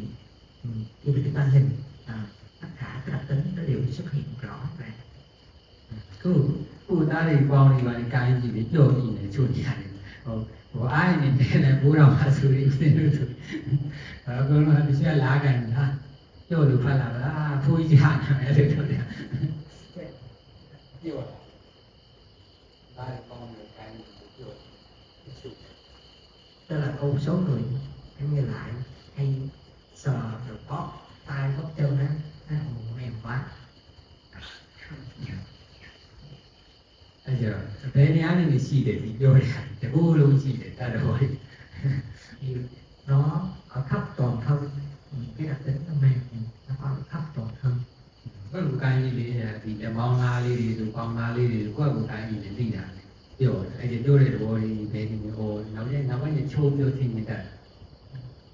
Thì chúng ta thử cầm bằng ví dụ như tay hay là bóp đùi thì chúng ta sẽ cảm nhận một cái đặc tính mềm. Và khi mà sau này nó quen rồi thì chúng ta nhìn một lần là từ khắp toàn thân có thể cảm nhận được. နော်ချိုးတဲ့သဘောလို့ပြောချိုးတဲ့သဘောလည်းတော့ခန်းလေးပါတော့ဟိုဘယ်ဒီပဲသလူလေးနဲ့တို့ပြီးတော့ရှာလေးနဲ့ထိုးကြည့်အဲ့ဒါဆိုရင်ပါတော့ချိုးတဲ့သဘောလေးတွေ့ Cái tiếp theo đó là đặc tính là trơn ngán, cho nên cái lưỡi chúng ta giống như là thấm một cái nước bọt ra, xong sau đó chúng ta đặt chà cái môi thì chúng ta sẽ cảm nhận được nó trơn. ရှာနဲ့ပြီးပဆောင်လေးလိုက်ထိုးကြည့်ရှာလေးတွေ့ချိုးနေတယ်ရှာနဲ့ပဆောင်လေးလိုက်ထိုး Đúng rồi. Hoặc là chúng ta có thể dùng cái lưỡi để mà thấy vào trong cái mái trong, hai bên mái trong thì nó sẽ trơn. အဲ့လိုမရသလူလေးနဲ့ဆိုပြီးတော့လားချိုးတဲ့သဘောလေးဆိုပြီးလေးပါလို့ပြော Tức là chúng ta ngậm có nước bọt, cho thấm nước bọt xong rồi sau đó chúng ta chà thử. အဲ့ဒါမှအဲ့ဒီမှာဆိုရဲတော့တွေ့ပြီးတွေ့ပြီးဟိုလုံးပါလာရှင်းလုံးအောင်ဒါပြီးပြီးချင်းနော်ညံလက်တွန်းပြီးတော့ရှိပြီးတော့ပိုင်းချာစီနီယာ Thì khi mà đã thì đặc tính đã hiện rõ rồi, cũng giống như lần trước chúng ta quan sát từ trên phần ở trên đầu và cho xuống những phần cùng ở dưới chân, và dùng cái trí của mình để mà nắm bắt. နောက်ပေါ်တဲ့သဘောတော့လေးတဲ့ဘောအောင်ပြီးနောက်ရပေါ်တဲ့ဘောအထင်ရှားနော်ပေါ် Tiếp theo đó là nhẹ. လေးတဲ့ဘောကိုအောင်ယူလိုက်နော်လေးတဲ့ဘောကိုရှုကြည့်တော့ရှိဆိုင်ပြီးတော့လေးတဲ့ဘောနောက်ပိုင်းကျတော့ပေါ်တဲ့ဘောလူထင်ရှား Cái đặc tính nhẹ khi mà chúng ta giống như ngã người về trước thì chúng ta sẽ cảm nhận được cái đặc tính nhẹ, và bên cạnh đấy mà giống như lần trước là nếu cái đặc tính nặng mình chưa rõ thì thông qua cái cách này chúng ta có thể cảm nhận được cái đặc tính nặng. အဲ့လိုမှမထင်ကြရင်ကိုယ့်ကိုတင်းတင်းကိုထားနေတဲ့ဘောလက်လေးကိုပါတော့လက်တစ်ဖက်ကိုလက်ညှိုးလေးညှောက်ကြည့်နော်ညှောက်ကြည့်ဒူလေးဘောလက်လေးကိုညှောက်တယ်ပေါ်တဲ့ဘောထင်ရှားအဲ့ဒီကနေပါတော့ပြည်မြောက်လာရှ ခြေလုံးအောင်လို့ပေါ့နော်လည်းညာလေးနဲ့တွန်းပြီးတော့ဒါအထောက် thì những cái cách đó mà mình không thể cảm nhận được thì cái cách thông thường đó là chúng ta thử cái ngón tay của chúng ta đó, chúng ta co lên đẩy xuống, co lên đặt xuống. Thì cũng giống như lần trước, đó là khi mà đã nắm bắt được cái đặc tính rồi thì chúng ta quan sát từ trên đầu, đỉnh đầu gì đó xuống phần thân ở dưới chân và cho đến toàn thân. အဲ့ကျတော့ຢာကပါတယ်အဲ့ဒီကိုယ်ကအဲ့6ခုကဒီဘာဝလက္ခဏာ6ခုကပါလို့ပထဝီဓာတ်နော်ပထဝီဓာတ် Thì 6 cái đặc tính của 6 cái đặc tính này nó chính là cái địa đại. အဲ့ဒါကတစ်စိနေတဲ့ခါကျတော့ပထဝီဓာတ်ပဲပါလာပဲဖြစ်ဖြစ်ကျန်းလာပဲဖြစ်ဖြစ်လေးတာပဲဖြစ်ပြောတာပဲချောတာပဲဖြစ်ဖြစ်ပေါ်တာပဲဖြစ်ဖြစ်ပထဝီဓာတ်ပဲလေလို့ကိုယ်သိမြင်ရနော် Khi mà chúng ta thấy cho dù nó là cứng nặng hay là mềm hay là thô hay là nhẹ hay là nặng thì 6 cái đặc tính này nó cũng chỉ là cái địa đại mà thôi. အဲ့ကျတော့ဒီဟာသူတို့ကလည်းအတွဲလေးတွေနော်တကယ်လို့ဓာတ်ကမ္မထာအထုတ်တဲ့ခါကျလို့ဒီကဓာတ်ဒီပါတွေမမြင်ညာဘူးခါကျလေးနေတဲ့ခါကျရင်ကိုအော်တဲ့ဟာကိုတစ်ဖက်သွားရှိပါတယ်ဒါမှမြင်ညာ Thì khi mà chúng ta phân tích cái đại đôi lúc nó sẽ có những cái đại nó trội hơn, ví dụ như cái nặng đi thì nếu mà nó trội quá thì chúng ta phải chuyển sang để quan sát cái đặc tính nhẹ để cho nó quân bình lại. မာတဲ့ဘောနဲ့ပါတော့ပြို့တဲ့ဘောနဲ့နော်ကျန်းတဲ့ဘောနဲ့ချိုးတဲ့ဘောနဲ့လေးတဲ့ဘောနဲ့ပို့တဲ့ဘောနဲ့ဒါကလေးတွေညီမျှအောင်လို့သွားတယ်နော်ဒီလိုလူကုသနာမှာဖြစ်နေလို့မညီမျှဖြစ်နေ Đối với những cái đại có từ cái độc kiểu mà tương xứng á, ví dụ như cái môi gì cái miệng đó thì cái đặc tính nào mà nó trội thì chúng ta sẽ quan sát đặc tính tương đại để cho nó quân bình. ဒီကုကမ္မထာအထုတ်တဲ့အခါဓာတ်ကမ္မထာအထုတ်တဲ့အခါကျရင်သူကတဏှာတဲ့အောင်ဆိုကိုခြေဆုံးကောင်းဓာတ်တွေဘာလို့သိအောင်ကြိုးစားတဏှာတဲ့တို့လို့ရှိရင်သူလွန်ခဲ့တာဒီဝိထွက်တွေအောင်ပြီးတော့သူကအာနာပါနလို့လည်းဓာတ်ထဲဝင်သွားတဲ့အခါကျတော့တဏှာတဲ့လို့မာတော့ Khi mà chúng ta hành tứ đại tức là chúng ta quan sát cả toàn thân để mình nhận biết, không phải là chỉ tập trung vào một từ cố định. Cũng giống như khi mà chúng ta hành hơi thở, nếu mà chúng ta chỉ quan sát một cái đại ở ngay đó và cố định thì nó sẽ làm cho cái vùng đó nó trở nên giống như là nó buông về kiểu mà nó căng. တို့တော့ဒီအာနာပါနလောက်တာနော်အဲကျတော့တို့နဲ့ဒီထိတဲ့သဘောလေးတွေကိုယူလာတယ်ထိတဲ့သဘောထက်ကထိနေပါတော့သုံးတဲ့သဘောလေးတွေနဲ့ထိတဲ့သဘောတစ်ပြေးတဲ့အောင်းလေးကဘာလို့လာဥပမာတော့မာလာပြီးဖြစ်တဲ့တင်းလာတာဓာတ်ဝင်သွားလေးလာပြီးအဲ့ဒါကြီးနော်ဟောတော့လေး Lấy ví dụ một cái khi mà chúng ta hành trải nghiệm hơi thở ra hơi thở vào nó xúc chạm cái mũi và chúng ta cứ để ý vào cái sự xúc chạm và từ từ nó có những cái đặc tính nặng. Chúng ta cứ quan sát cái đặc tính của cái tứ đại thì khi từ từ nó sẽ làm cho cái chỗ đó nó bị căng cứng. ကိုကတော့အာနာပါနလုပ်နေတယ်ဒီတစ်ပြေးနဲ့တားဝင်လာတာအဲ့ဒါမာတော့အဲ့ဒီမှာကိုကဘာလို့ဆိုတော့ဒါသဘောကြီးပြီးတဲ့ခါကျတော့ကျွတ်တဲ့သဘောပြန်ပြီးတော့ဒီလိုလိုရတယ်ဒါတော့ဒါလို့ကန်တော့ Khi mà hành hơi thở nhưng mà rồi một thời gian để cho cái đại rồi mình nắm bắt cái đại rồi mình biết để cho cái vùng mũi của mình nó trở nên căng và cứng thì như giống như bây giờ nhà nói tức là chúng ta thử quan sát cái tính nhẹ để mà cho nó giảm bớt cái sự căng cứng. ဒီကတော့ဓာတ်ကမ္မထာစီနေတဲ့အခါတဏှာနဲ့မလိုပါဘူးနော်ခြေဆုံးကောင်းဆုံးလိုတာတဏှာနဲ့အကြာကြီးဒီလိုမလိုပါဘူးနော် Khi hành thì tứ đại tức là chúng ta không quan sát cố định tại một chỗ trong một thời gian dài mà chúng ta quan sát cả toàn thân để nhận biết hết đặc tính. မာလာကြိုင်းလို့တော့မာတဲ့သဘောတွေအသိသိရှားလာနော်ဒီအလိုပို့တဲ့သဘောသူပို့တဲ့သဘောတွေအသိသိရှားလာအဲကျတော့ အဲ့လိုဖြစ်မှသူတိုင်းညီညအောင်နော်ဒီလိုတို့မညီညလည်းညီညအောင်ဒါလေးတွေတွဲရှုတတ်ရမယ်တနည်းအားဖြင့်လည်းမလို့ပါနော်အတင်းထိရှားလာမှာလုံခဲ့လာမှာ khi mà lại đã quen phụ thuộc rồi thì cả toàn thân bất kỳ chỗ nào chúng ta có thể cũng có thể nhận thấy được cái đặc tính. Thì có hai vấn đề chúng ta cần phải tránh, tức là không nên quan sát tại một vị trí trong một thời gian dài, và thứ hai đó là những cái đại chúng ta cần phải có sự quân bình với nhau, là khi mà một cái nào nó trội thì chúng ta tức là chúng ta tác ý đến cái đặc tính đối nghịch của nó. Thì kia ra được gọi là ta thằng khăn là ਕੋਈ lý để được gọi là khăn là કોઈ lý là gì lý để được mình đuổi rồi đó lý là gì nó đều cô để rồi là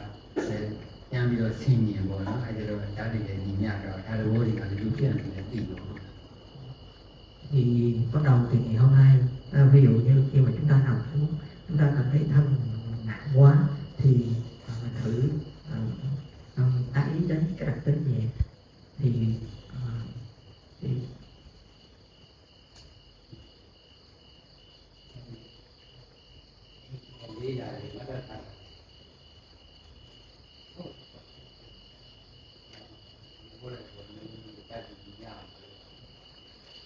chúng ta làm cho những cái đặc tính của cái đại nó được quân bình, nó hòa hợp với nhau. Làတရားစီရင်ရဖြစ်သွားတယ်နော် Thì khi làm như vậy thì chúng ta sẽ mới có sự tiến bộ. အဲ့တော့ဒီလေးမျိုးဒီ6မျိုးထင်ရှားနေငါခန္ဓာကိုယ်မှာဘာတတ်ပြီးထင်ရှားနေလို့ပထဝီတတ်ပြီးသူသိနော် Thì 6 cái đặc tính này nó hiện rõ, tức là ở trong thân người của ta khi ấy cái đi lại nó hiện rõ. နောက်တစ်ခါကျခုနကပါလို့ထောက်ကံတဲ့တဘောရောသုံးကံတဲ့ရောဒီနောက်ထောက်ကံတဲ့တဘောအမှန်တော့ဆရာရဆက်ပြီးတော့တင်ပြီးရနော်ထောက်ကံတဲ့တဘောထောက်ကံတဲ့တဘောဆိုအခုဒီလိုထိုင်းနေလို့ဒါထောက်ကံတာလေရဲ့ထောက်ကံတာလို့ဒီလိုထောက်ကံတာမရှိရင်အဲ့ဒါလဲတော့တာပဲနော်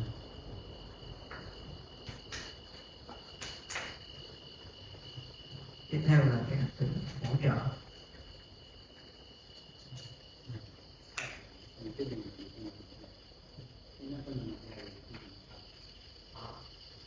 Đó là mẹ chỉ lúc như hồi chiều đang đi bộ, mẹ chỉ giống như cái cây đó mình dùng một cái cây cọc để mà mình chống đỡ nó. အခုထိုင်းနေတာဒီရဲ့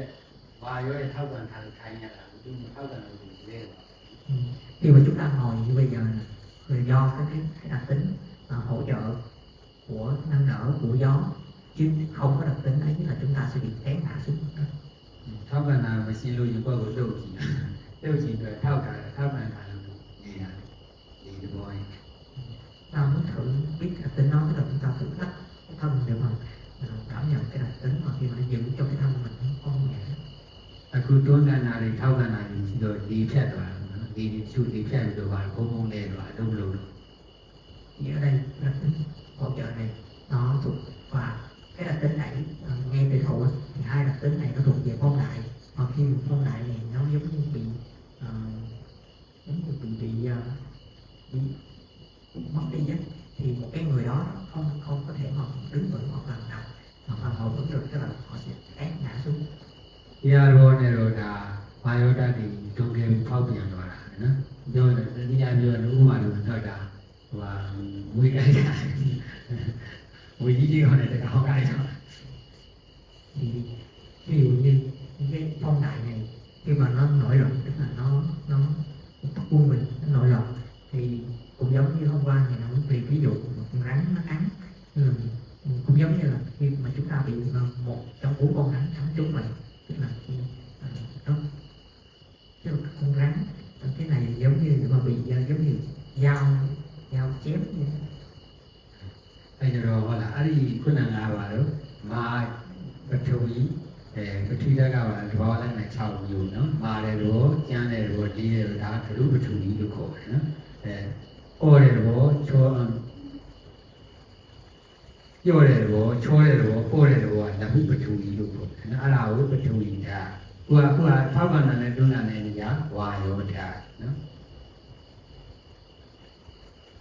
thì cái địa đại đó còn phân chia ra thì mà thô vào cái phần tế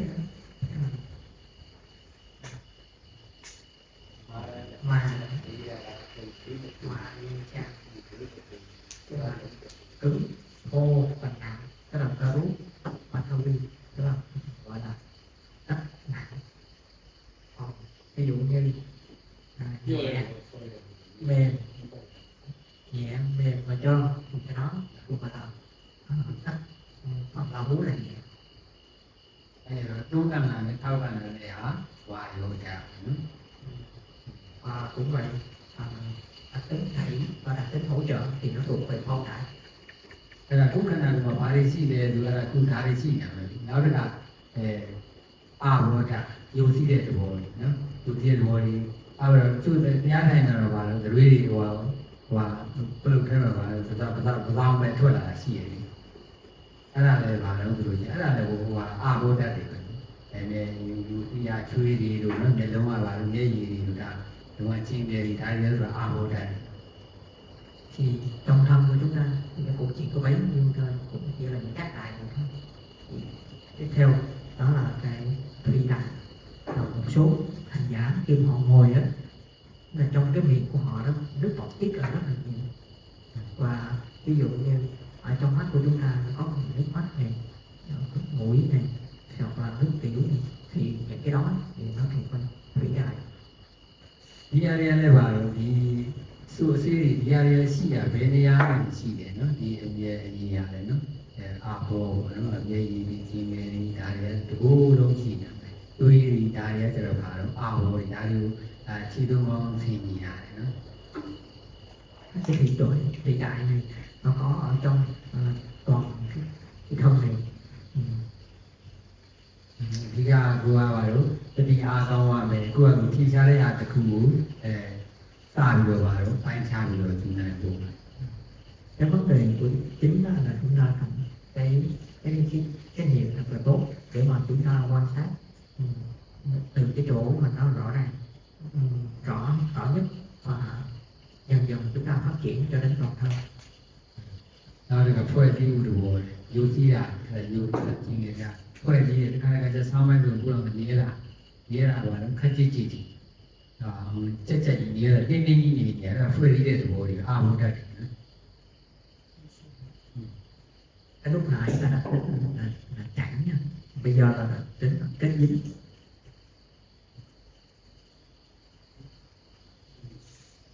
ဖွဲ့စည်းတဲ့ဆောင်းမိုက်လို့ရ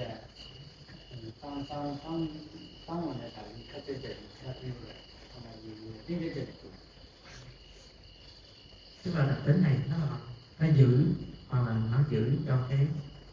ဒီနိုင်တင်းတင်းကြီးအဲ့ဒါဒီနိုင်တင်းတင်း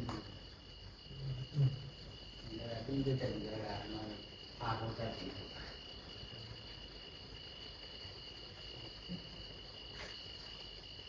ီရခက်ကြည့်ကြည့်ဒီဖွဲ့စည်းထားတာကျူးနဲ့ပြစ်ထားတာတင်းတင်းကြီးကိုယ်ပတ်တာတင်းတင်းကြီးသူဆုံးတာတင်းတင်းကြီးကိုကျူးနဲ့ပါ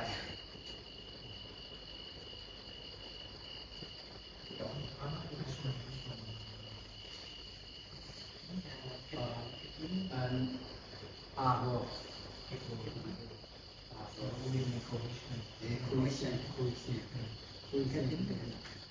Commission lại là order bánh nấu đường nhưng mà this one nhưng mà nước thì cục đá chứ ngài nói vậy đó, tức là trong hang này là vừa thịt với nước là trộn vào cái này vàng này Sau này mình chạy thì mình chạy.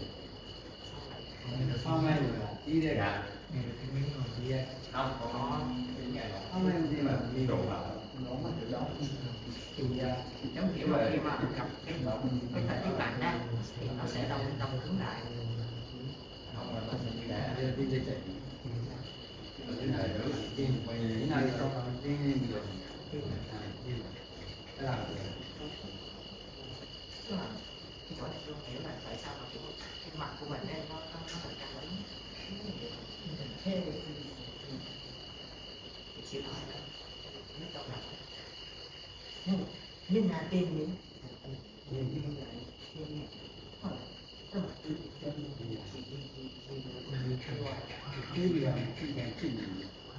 là nhìn trong xương là nhìn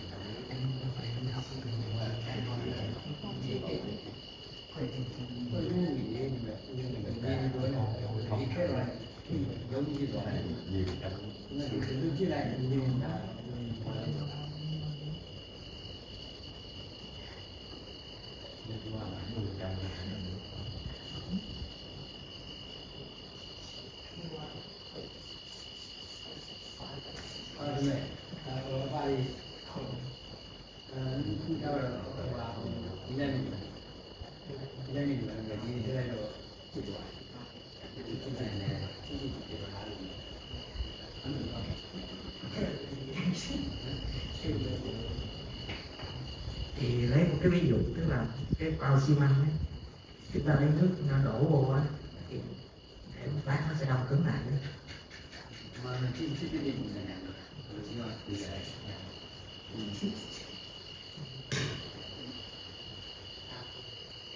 bây giờ đó là không ổn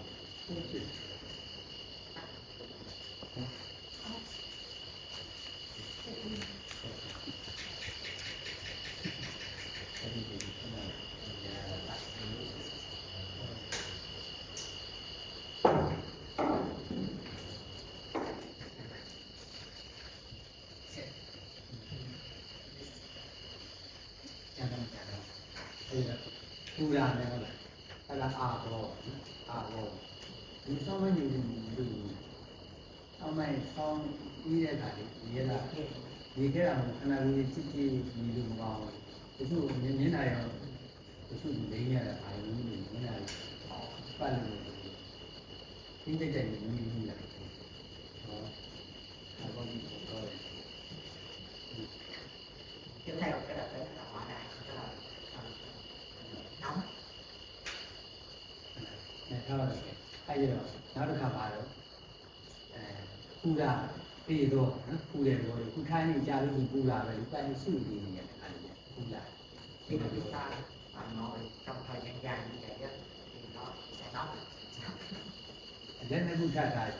tra lại thì khu đèn qua thì cha Đến hai cái tay của chúng ta nóng chặt lại trong thời gian lâu ấy, chúng ta sẽ cảm giác cái sự ấm. chúng ta lên nó mà là thì cha này ý để rồi thì cha là khu đèn rồi thì cha Cái mũi nó vậy đôi lúc á sẽ cảm thấy nó nóng hoặc là nó lạnh. cố thì cha thì nó cha gì có cha lên gì mà nó cũng tên là Muốn biết nóng hay lạnh như thế nào thì chúng ta thử bị sốt. mình đi thôi ra thì dùng cái nào vô Thì cái ấy là do cái đặc tính hỏa đại nó còn các anh làm mà đi thôi ra thì là dùng cái nào vô vào đó khu ra luôn rồi vô này ý này vào đó ý ra luôn rồi vô ra nó bảo mà khu ra ý ra thì vô nó thì đó do cái hỏa đại á, tức là lạnh cũng là nó và nóng cũng là nó. là khu đến nhà vào đó cái nhà đi rồi trên cái này hàng rồi thì cô lúc khi nó ngon như xùi Để nhận biết cái hỏa đại tức là chúng ta bắt đầu trước một cái nơi mà nó rộng nhất và sau đó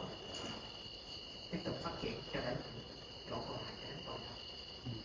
ý này thì ra này ý đến nhà rồi khi nó ngon luôn mà thì cái ý ra thì cái nó giàu mà thì cô về cô bị khi đi thì cái lúc giá ý là giá phú là thì vào đó qua phú thì lúc ý để về nhà nóအောင်လို့ရတယ်နော်ဒါကတွေးထားတယ်ရန်ဘူးလို့ရှိရင်ý để vềကိုအာရုံနော်ý đểလို့ရှိရင်ကိုတဲ့ဘက်ကိုအာရုံဒါအဲ့ဒါမှတိုင်းမြင်ရ Thì cái đặc tính lạnh cũng vậy, tức là quan sát cái chỗ nào mà nó rõ nhất và phát triển cho đến ngọt hơn. Và khi mà ví dụ như một đặc tính nào nó trội hơn thì khi ấy tức là chúng ta sẽ quan sát cái đặc tính đi cặp với nó, bởi vì thường thì cái đại nó sẽ đi theo cặp. Khi mà cái đại nó trội thì quá nóng chúng ta sẽ quan sát cái đặc tính này để mà cho cái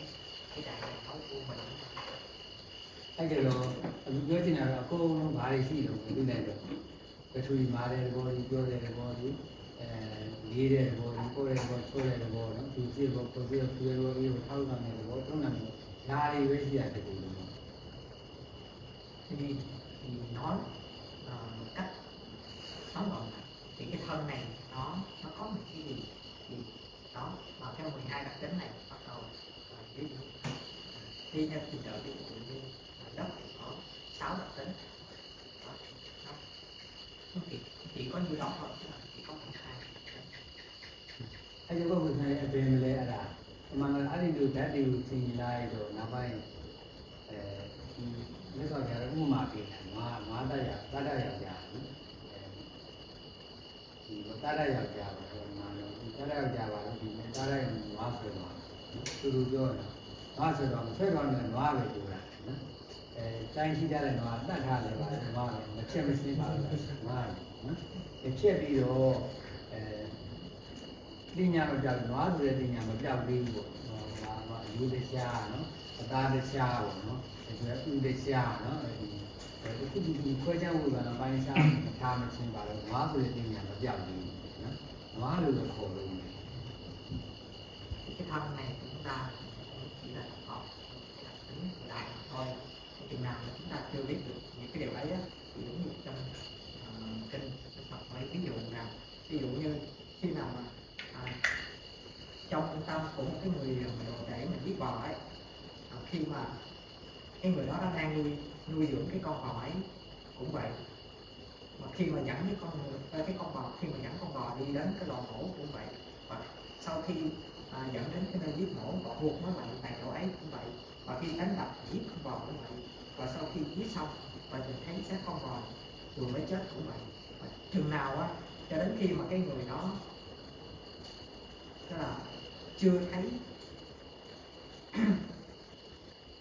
tức là cho đến khi con bò ấy còn đang được cắt ra từng phần thịt riêng xương riêng ruột riêng gan riêng vân vân tức là rồi phân chia tách biệt và chất thành từng đống từng phần và chừng nào cái việc ấy chưa hoàn tất á thì cái tưởng về con bò nó vẫn còn hiện ra ở nơi cái người được tại đấy အဲ့တော့ဘာလို့တတ်ပြီးတော့ဟလာဒီတိုင်းထားတော့နွားပညာမပြောက်သေးဘူးနွားပြောဒါပေမဲ့သူ့ဘာလို့ဒါတရားယူတရားဥဒိတရားကိုယ်ခွဲခြားလို့လည်းတယ်နွားလို့ခေါ်တယ်မဲသားလို့ပြောင်း nếu mà giết con bò để nó nằm ở đó thôi thì mình cái tưởng về con bò nó chưa mất đi được khi nào mà chặt phân xác nó ra từng cái nằm ngoài rõ ràng nó là thịt ra xương ra xương thì cái ấy cái tưởng về con bò không còn nữa နွားဒီအာရုံများတော့အဲ့ဒီလူကြောက် cho nên cái tưởng về con bò ở đây cái người nó biến mất rồi đấy không còn nghĩ là con bò mà chỉ là thịt bò thôi အမှန်တော့ဒီလဲထူနော်ဒီလဲခန္ဓာကိုယ်အဲ့လိုပဲစနစ်တကျဒီဓာတ်တွေဓာတ်စနစ်ပါတော့ဒါကလေးပါလို့ပါလို့ခုနကအခြေတော့စနစ်မျိုးဖြစ်သွားအဲ့ဒါကိုထပ်ထပ်ကထည့်အောင်ပါလားပြင်းပြင်းထန်ထန်သိနေတဲ့ခါကျတော့ဒီပုဂ္ဂိုလ်တ attva နော်တကယ်စနစ်ကျလုပ်တဲ့ခါကျတော့ဒီရုပ်ဉာဏ်အကုန်လုံးပြည့်စုံသွားအဲ့ဒီတော့ဒီဘောသူပဲငါပဲပုဂ္ဂိုလ်တ attva ဆွဲတော့နော်ဆွဲတော့ပါသူပဲငါပဲသူ့ဘောနော်ဒီရဲ့ဘဝရဲ့တော့အမြင့်မြတ်တွေပြောတယ်နော်နောက်ပိုင်းကျတော့ပါတော့တကယ်စနစ်ကျလုပ်လိုက်တဲ့ခါကျတော့တတ္တပညာဆိုတာတတ္တပညာတွေမှာကြောက်တယ်ပုဂ္ဂိုလ်ရဲ့အင်းကြီးတွေကြောက် thì cũng vậy thì liên hệ đến trong này khi mà chúng ta quan sát từ đỉnh đầu cho đến chân chỉ còn lại đồng hai đặc tính và khi mà đã nắm bắt hết những cái đặc tính này là khi đó chúng ta biết rằng là cái thằng này là chỉ còn cấu tạo chỉ có hai đặc tính thì khi đó cái tưởng về chúng sanh nó không còn đó là không còn cái tức là anh đây là anh đây tôi là anh không còn cái đó là အဲ့ဒီလို khi mà chúng ta nói là trong cái thế tục là tôi là anh thì cái đó chính là do cái sự chế định của thế gian အဲ့လိုစနစ်ကြပြီးပေါ့နော်ပြန်ပြန်လာတရားဟောလာတော့အိန္ဒိယဘုရားကိုကြောင်းနေကြတော့အလူဓာတ်ဒီရေရန်စီနေတဲ့ခါကျဘာလို့လဲစိတ်ကြီးရှင်းစိတ်ကြီးရှင်း giả sử trong cả uống bao nhiêu trong hàng ngày trong uống bao nhiêu chúng ta có thể quan sát được 12 đặc tính này trong khóc cái toàn thân này thì cái đại diện đó là hiện họ trong tâm và tâm nó bắt rất là cách rõ ràng ý tưởng về cái အမြင်အားနေရှင်းတာကဘာတွေရှိတယ်ဟိုငါတို့ကဒါဘောတွေပဲရှိတာအမြင်အားနေရှင်းတဲ့စိတ်ကြီးကြီးတာကြီးရတဲ့ခါကျဒါကြီးလည်းအစီအုံးကြီးကြီးကိုပြန်ဖြစ်တာစိတ်ကြီးတယ် စိတ်ကဒီလိုထက်စီနေတဲ့ခါကျတော့ဒါတဘောပဲရှိရလို့စိတ်ကရှင်းလာမြင်ရှင်းလာမြင်နေတာစိတ်ကကြီးလာကြီးတဲ့ခါကျတော့ဒီကြီးတဲ့အားတွေလည်းခန္ဓာကိုယ်လည်းပါတယ်အစီအုံးကြီးတယ်ဖြစ်လာတမာရီအားကြီး thì trong mỗi quay như vậy chúng ta có thể nắm bắt được 12 đặc tính này các liên tục từ đầu cho đến đầu thấp toàn thân như vậy khi ấy thì cái tâm của chúng ta nó rõ ràng đối với các khi làm như vậy thì nó sẽ tâm càng ngày trở nên an tịnh và nó sẽ tăng trưởng ဆိုဒီနောက်သူပဲငါပဲပုဂ္ဂိုလ်ပဲမမြင်တော့ဘူးဒါတဘောတွေပဲမြင်တဲ့ခါကျစိတ်ရှင်းလာနော်စိတ်ရှင်းတဲ့ခါကျစိတ်ကကြည်ကျင်းလာတော့ကြားတဲ့ခန္ဓာကိုယ်ကြီးလိုက်နော်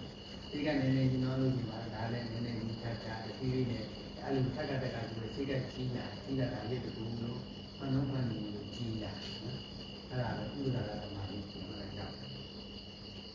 khi mà chúng ta thấy được là thân này chỉ còn là những đặc tính của các đời thì khi ấy chúng ta sẽ không nắm bắt rằng đây là tôi hoặc là anh hoặc là cái chúng sanh khác hay là tưởng về chúng sanh mà không hiện hữu và khi càng làm liên tục như vậy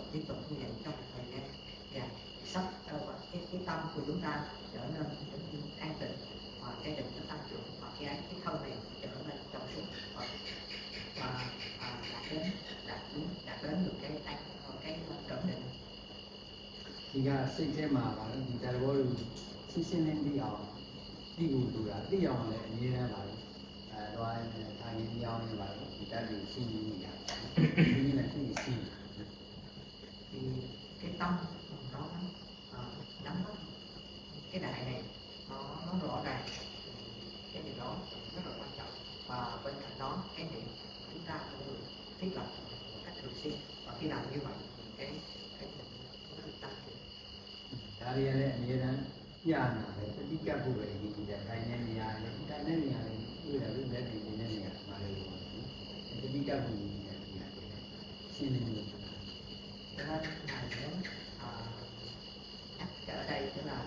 trong mỗi bây giờ ngay cả bây giờ chúng ta đang ngồi cái đặc tính ví dụ như đại liên đấy thì để biết được việc đó thì cái chánh niệm cái niệm nó rất là quan trọng ngày nhất là chúng ta đặc biệt cái niệm đó cái niệm chúng ta phải đặc biệt lưu ý အဲ့ဒီကနေပြောလာအဲ့လိုတက္ကတကလုပ်နေတဲ့ခါကျဒါကြီးကပါလို့စတော့ဉာဏ်နည်းနည်းစီနည်းနည်းပါလို့မိတ္တထားပါလို့ဒီနေ့ဉာဏ်နဲ့သိရှင်းလာပြီဆိုတော့သိရရှင်းလာပြီဒါကြီးကဒီလိုကြီးအဲ့ဒီကနေကတိုင်းနေသွားလို့ရတယ်နော်ဒီတုံးတဲ့လူကတိုင်းသွားလို့ရတယ်အဲ့ဒါနဲ့မိတ္တထားနေဉာဏ်လို့ရတယ်သမထ ngay từ lúc bắt đầu thì có thể giống như cái cơ thể của chúng ta nó sẽ nó còn chưa có được tính một tức là nó còn chậm chạp đó thì sau khi mà đã làm nhiều lần tu tập nhiều lần thì nó sẽ trở nên nhanh nhạy và khi mà cái định đã đạt đến một chỗ định cố định rồi đó đến một cái mức định rồi thì khi ấy chúng ta có thể sử dụng ví dụ như 32 cái thành phần một trong những thành phần ấy chúng ta để mà có thể cắt cái chuyện ta suy đoán အဲ့ဒီမှာကအဲ့လိုမျိုးဒါကိုဆက်ပြီးတော့အားထုတ်နေလို့ရှိရင်လည်းတက္ကတကလို့ပြောတဲ့တော်တော်ဉာဏ်လည်းတွင်းတဲ့ပုံကိုပါရမီလည်းကောင်းလို့ဒါတွေအလိုလိုမျိုးကပြီးသွားတော့ဒနာတူတယ်ဆိုတာအမောမားကြီး thì nếu mà không muốn đi tiếp cái tầm thiền thì do chúng ta thiết lập cái định của cái thiền vĩ đại này liên tục như vậy thì cái thân trở nên trong suốt như vậy và khi mà chúng ta đi tiếp tục mà quan sát nó thì cái khối nó không còn nữa nhưng mà chỉ còn lại những cái hạt nhỏ အဲ့ဒီကမ္မန္တတာဘောလေးကိုစီပြီးတော့ ကြီးတောက်လာပြီးခလုံးမှန်ကိုကိုယ့်ညံပေါ်လေတော့တော့ချုံပြီးတော့မှတော့တကယ်လို့ပါရမီရှိတဲ့ဒီကြမ်းနေတာရောနေတဲ့ဒီညံတဲ့ဒီဒါအလူဒီကိုယ်တော့ပါရမီရှိတဲ့အဲ့လိုညံနေအဲ့လိုမဟုတ်ဘူးဒီအကာတရကိုပိုင်းချတယ်အဲ့ဒါရောက်လာတယ်ပေါ့အကာတရကရှိတဲ့ဒီလောလောကနေဆိုပြီးတော့ပါတယ်စမ်းပြီးညံတယ်ညံတယ်တော့လည်းဒါရဲ့အကုန်လုံးဖြစ်နေတာ thì đối với các bạn đó là chúng ta quan sát cứ liên tục quan sát đến khi nào nó trở nên trong suốt và nó sáng thì đối với những hành giả mà có trí tuệ có ba lần được trí tuệ nhất thì giống như trong bài kinh mà Ra cũng là tức là quan sát cái hư không giới từ phía sau cái vai của chúng ta tức là trong cái nhìn từ phía sau này quan sát toàn thân và tập trung trên cái đặc tính hư không để mà phá vỡ cái khối này ra. အဲ့ဒီလိုတိုင်းချလိုက်တဲ့ခါကျတော့လူတွေကိုလုံးပြည့်နေနေဖြစ်ပြနေတဲ့သဘောကြီးပြည့်စည်နေတဲ့သဘောကြီးမြင်ရအဲ့ဒါမှအော်အchútပါရမီရှိတဲ့လူဒါတွေကိုဒီခါလေးတော့မှစကားကပါမြင်တဲ့လူကိုထွက်လာတာဒီစားကိုထွက်လာတာကိုဆက်သွားရရှိတယ်ဒါလည်းရှိတယ် Đối với cái người mà có bên thì khi mà họ thấy những cái khi mà phá vỡ cái thân này ra tức là chỉ còn những cái hạt thì cái sự có cái sự sai biệt của nó thì đối với những hành giả bao lần thì họ có thể quan sát được. အဲ့ဒီခုနကပြောလို့ငါခုနကတတ်ပြီးဟာလားဆွဲသွားတော့ချီကြတော့တတ်ထားတော့ပါလို့ယူတချာတိုးတချာနော်ဒီဥဝါဒချာဒီလိုမလုပ်ခင်ငါးတင်ညာမပြောက်တယ်လို့ပဲအဲ့ဒီပိုင်းခြားပြီးတော့သူ့ကိုဖြစ်သွားတယ်ငါးတင်ညာပြောက်သွားတယ်နော်ခုလည်းဒီလိုပဲခန္ဓာကိုယ်လည်းပါတယ်တတ္တတင်ညာပြောက်သွားတာအဲ့ဒီပုံသွားရင်ရုံးမလို့မသိရရှိတယ်တတ္တတင်ညာပြောက်တယ်ဆွဲလန်းတော့ဆွဲlန်းကြအောင်ရှိတော့ Cũng giống như cái ví dụ lúc nãy khi mà giết con bò chừng nào mà chưa có con bị cái xác nó ra thân phần riêng lẻ thì cái tưởng về con bò nó vẫn chưa biến mất thì cũng vậy ở đây thân này khi mà hành giả chưa thể nào phá vỡ cái khối thì cái ấy cái tưởng về chúng sanh là còn con người ta sẽ có cái sự thoải mái và biến mất vào cái sắc thân. ခုတော့ဟာလားမှန်တော့ဒီတရားတွေကိုဒီမှာသိနေတော့ဒီလိုလည်းသိရအောင်မသိရတဲ့အခါကျသူတွေပြေးပြီးတက်သွားပဲဆွဲနေတယ်ပြဿနာတွေဖြစ်နေတာဆွဲနေတယ်ဘုရားကြောင့်တဲ့ဒုက္ခဖြစ်တယ်ဆိုတာအဲ့ဒါဒါယူမှတော့အမြင်ရှင်းသွားတာပေါ့ဆွဲနေအောင်နော်ဒီဟာတွေကဒါငါးပြားမရှိဘူးဘုရားတက်သွားမရှိတယ်လားဒီဘောတွေပဲရှိတယ်သိတာလည်းဆွဲနေတယ်ပါဘုရားပဲတော့ဒါဒုက္ခတော့ဆိုနေတာဘုရားဒုက္ခဆိုရင်ဘုရားကလည်းရောညာtu vô cả bởi vì là những cái pháp này chúng ta không có cái sự giống như lý các ý thì tức là cái vấn đề nó phát sinh vui hoặc là anh do nghĩ như vậy cho nên tất cả những cái vấn đề nó phát sinh thì nào khi mà chính vì cái điều đó nên có cái sự thoải mái mất cho nên cái thoải mái này nó chính là cái nhân của cái khổ thì chừng nào mà cái nhân để mà sanh khổ này chưa được chấm dứt thì cái khổ này không thể nào để mà muốn để cho cái chấm dứt cái khổ này tức là tha mái này cần phải đoạn tận là cái đi vô sinh ra là cái diệt tế là cái niết bàn ra tu đà mà là yếu đi nhìn không thì ai yếu đi cũng đúng không nói cho mình sẽ vào khi mà đã thấy sắc thấy sắc rồi thì phải làm như thế nào nữa thì chắc phải ngày mai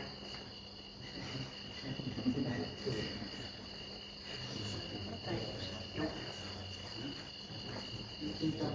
có hỏi xíu nãy đây này có nói là phong đạo những cần thì phong đạo những cảm phong đạo những là phong đạo những đầy cái gì hỗ trợ cả nên hỗ trợ còn lại là tùy đại thì là chạy đúng là chạy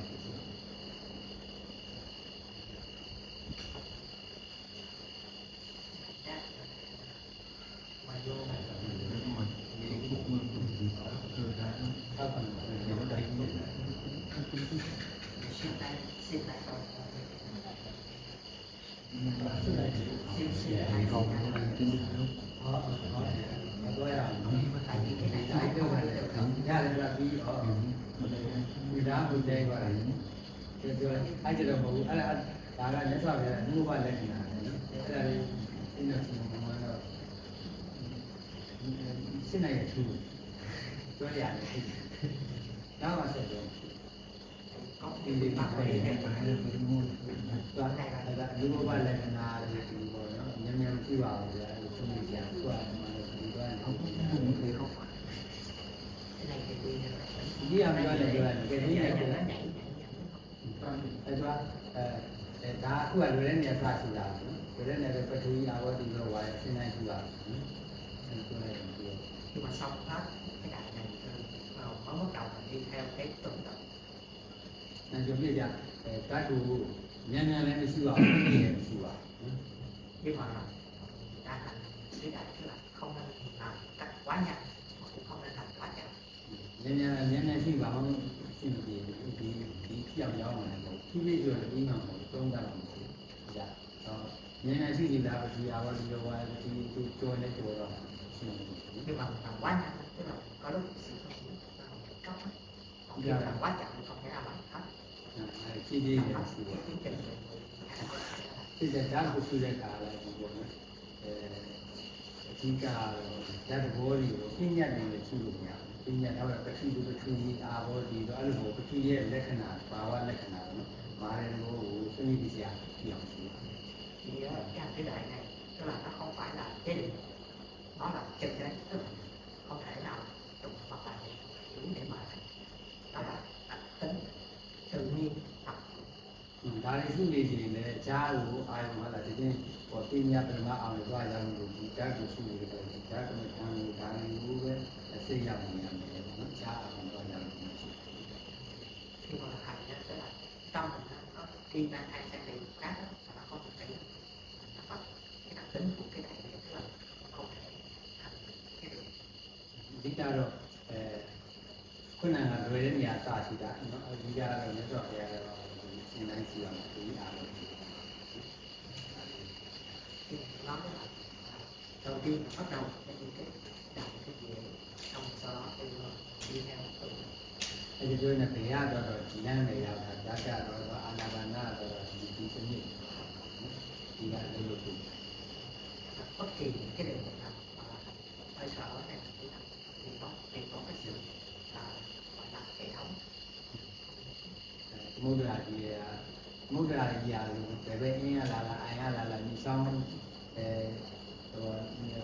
ချောင်းလေးရလာပေါ့မြေကလာမုဒ္ဒရာလည်းရောက်တာတူတူရောက်တာအဲ့ဒါဘယ်ဘက်ကလာတရားဆိုတော့မြေရောက်ပါတယ်ဒီကစီးကြဘူးနဲ့ဟိုအတိပေါ့ဟိုအင်းကြီး thì cũng giống như đại dương tất cả những con sông hay là những cái con rạch con suối nhỏ nó khi mà nó đổ thì đổ về chỉ có một đại dương duy nhất thôi cho nên bất kỳ đi tới có gì duy nhất thôi ရင်းနေလို့လည်းခိုးနေလို့လည်းအချိခါတော့အခုလုံးချင်တဲ့စိတ်နဲ့မြေခန္ဓာကိုယ်တော့ပြရတယ်တရားတွေလည်းတတိနော် một cái điều quan trọng chúng ta phải biết đó chính là phải giữ cái sự cái niệm hay biết bởi vì cái thân này của chúng ta là nó thể hiện ra tất cả những cái pháp cái cần của chúng ta là có niệm để mà chúng ta biết điều đó này thì nói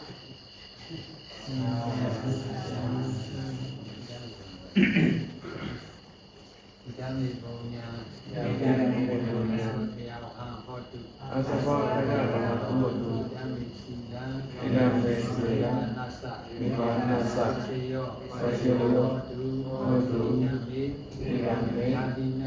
Yadeyo,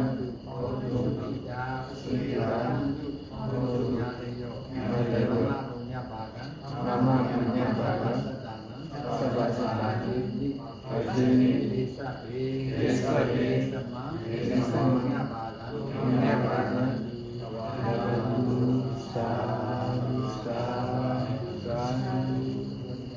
Iya,